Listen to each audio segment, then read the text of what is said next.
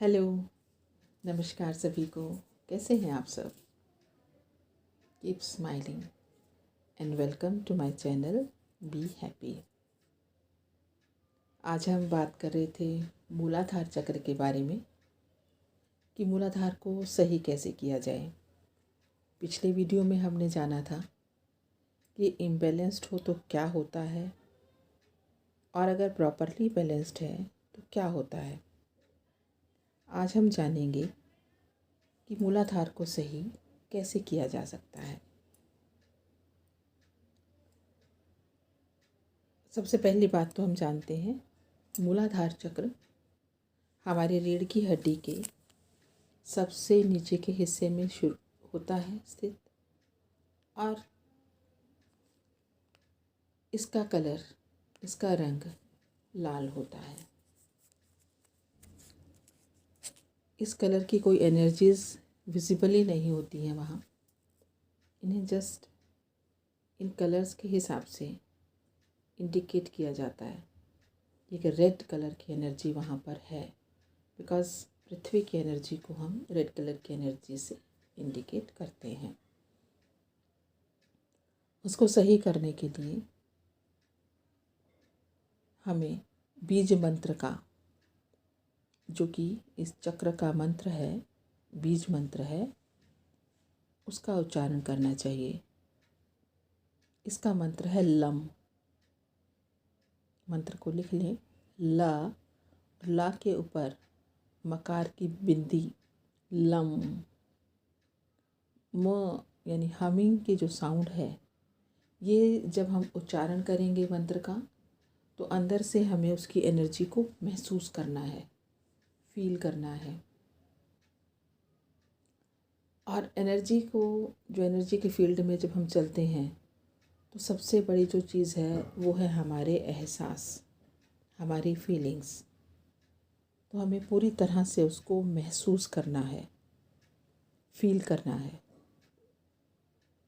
इस चक्र के जो आराध्य देव हैं वो गणेश जी हैं। तो इसके लिए हम गणेश जी का जाप भी कर सकते हैं, गणेश मंत्र का जाप भी कर सकते हैं। खाने के बाद पानी में, सिर्फ आधा घूंट पानी में आधा नींबू अगर हम निचोड़ कर पिए तो रूट चक्र को बैलेंस किया जा सकता है। नींबू को निचोड़ कर पीना ये कोई तांत्रिक प्रयोग नहीं है कि बहुत से लोगों को लगता है कि नींबू का यूज़ कुछ तंत्र के लिए किया जाता है। नींबू नेगेटिविटी को खींचता है, इसलिए हमें नींबू का यूज़ अगर उसके लिए कर सकें, अपने मूलाधार को सही करने के लिए कर सकें, तो ये अच्छा रहता है। तो एक शांत जगह पर बैठ जाएंगे। सिर्फ 10 मिनट का समय काफ़ी रहेगा इसके लिए, और उसके बाद भी अगर आप ध्यान लगा सकें तो अपने ध्यान में बने रहेंगे। फ़ोन को साइलेंट पे कर दीजिए, और अगर हो सके तो पालथी मार करके बैठें, और नहीं तो आप चेयर पर भी बैठ सकते हैं। संभव हो तो अपने सामने टीवी पर मूलाधार की पिक लगा लें, ताकि उसे इमेजिन करने में हमें आसानी रहे।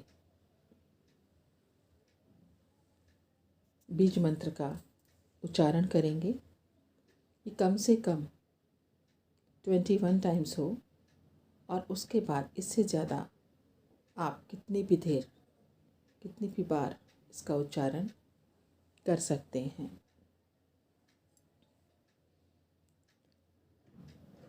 और मंत्र का उच्चारण करते समय ये ध्यान रखना है कि हमारा ध्यान पूरा हमारी रीढ़ की हड्डी के नीचे स्थित मूलाधार चक्र पे हो, और हमें विजुलाइज करें कि एक रेड कलर की बॉल, 4 पंखुड़ी वाला कमल क्लॉकवाइज वहाँ पर रोटेट कर रहा है।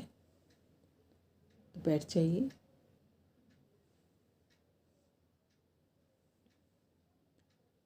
लं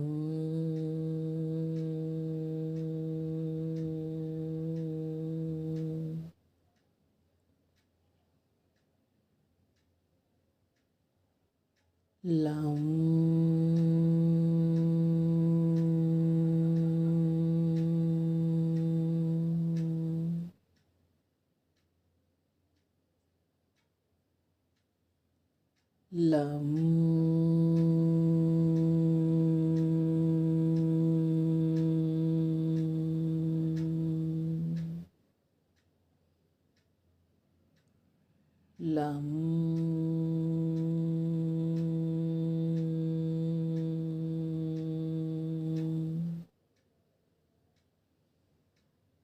लं लं लं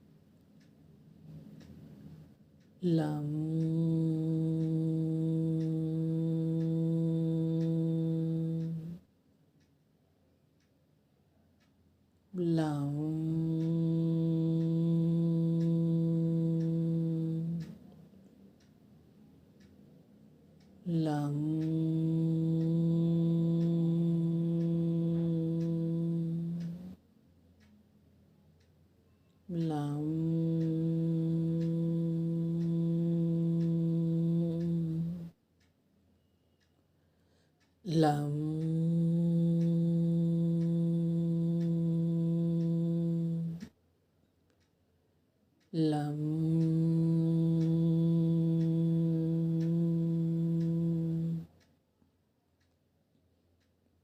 लं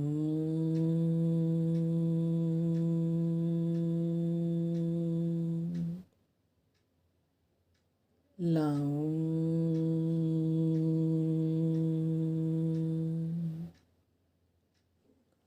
लं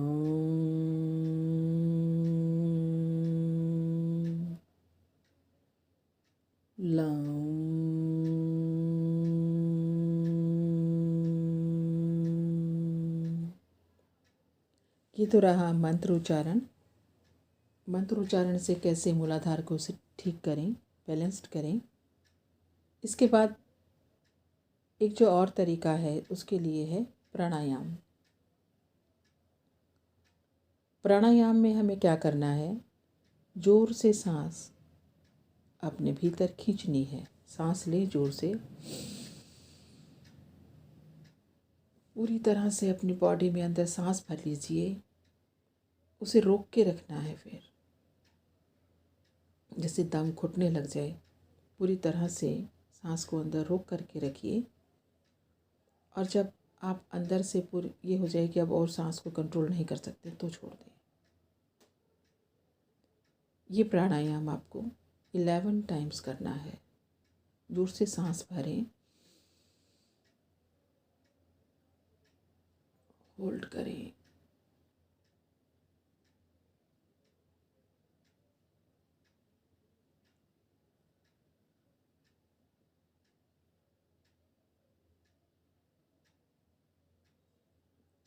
और धीरे धीरे करके सांस छोड़ दें। इससे क्या होता है कि हमारे अंदर जब ऐंठन होती है, बेचैनी होती है, तो अंदर शरीर में जो कार्बन जमा होता है ना, वो कार्बन पिघलने लगता है। जैसे हम कार वॉश करवाते हैं ना, जब प्रेशराइज्ड हवा उसमें लगती है तो नीचे जो धूल के कण कारपेट पे जमा हो रखे होते हैं वो उड़ते हैं, उसी से हमारी वो क्लीन होती है। तो ऐसे ही हमारी बॉडी के अंदर जब हमें खुद को क्लीन करना है तो सांस को जब ज़ोर से भर के और अंदर कुंभक करके रखते हैं, रोक करके रखते हैं, तो वो जो सांस का प्रेशर है वो जब बॉडी में जाएगा, ऊपर माइंड की तरफ जाता है या नीचे बॉडी की तरफ जाता है, पूरी बॉडी में जहाँ भी जाता है वहाँ पे हमारा जो कार्बन जमा होता है वो कार्बन पिघलना शुरू हो जाता है, वहाँ से हटना शुरू हो जाता है। और जब हम सांस बाहर छोड़ते हैं तो अंदर से वो कार्बन बाहर निकलता है। इसे हम 11 टाइम्स करेंगे। और इसके अलावा एक तरीका और है। जो लोग पूजा पाठ में यकीन रखते हैं, हम जिस धरती से बिलोंग करते हैं, जिस धरती पर हम रहते हैं, वो असल में देवभूमि कही गई है। और अगर हम पूजा पाठ के माध्यम से अपने इस चक्र को बैलेंस्ड करना चाहते हैं तो उसके लिए हमें क्या करना है? इसके लिए हमें गणेश जी की पूजा करनी होगी। गणेश मंत्र का जाप करें, या इसके अलावा ऐसा भी कर सकते हैं कि सिर्फ एक बार करें कि एक गुलाब की पंखुड़ियाँ लें, उन्हें धो करके एक प्लेट में रखें और प्रार्थना करें गणेश जी से अपने इस चक्र की जागृति के लिए, बैलेंसिंग के लिए। ध्यान रखिए, जब भी आप चक्र साधना कर रहे हैं, अगर आप स्पेसिफिक किसी गुरु के सामने नहीं कर रहे हैं तो एक्टिवेशन के लिए नहीं कहना है, बैलेंसिंग के लिए कहना है। जो भी हमें प्रार्थना करनी है वो हमारे चक्रों की बैलेंसिंग के लिए करनी है। चाहे आप थर्ड आई की कर रहे हैं, जागृति की प्रार्थना कभी ना करें, एक्टिवेशन की प्रार्थना कभी ना करें, बैलेंसिंग की प्रार्थना कीजिए। क्योंकि थर्ड आई भी जब बहुत ज़्यादा अगर जागृत हो जाती है तो वो नुकसान ही होता है, फ़ायदा कम नुकसान ज़्यादा।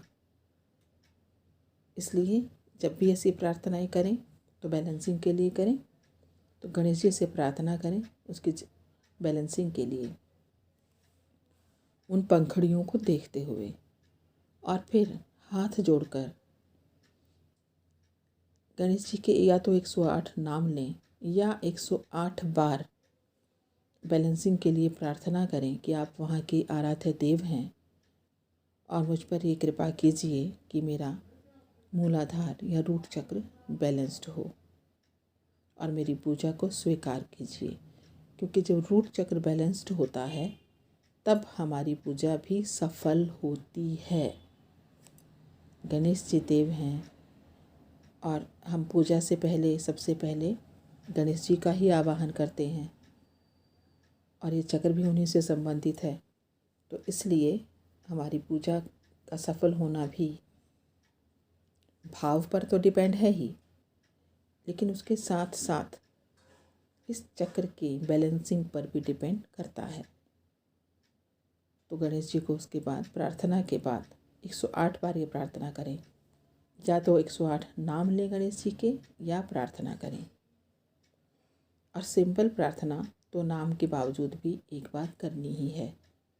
और फिर वो गुलाब की पंखुड़ियाँ गणेश जी को अर्पित कर दें। तो इन छोटी छोटी बातों का अगर हम ध्यान रखेंगे तो हम अपने इस चक्र को बैलेंस्ड कर पाएंगे।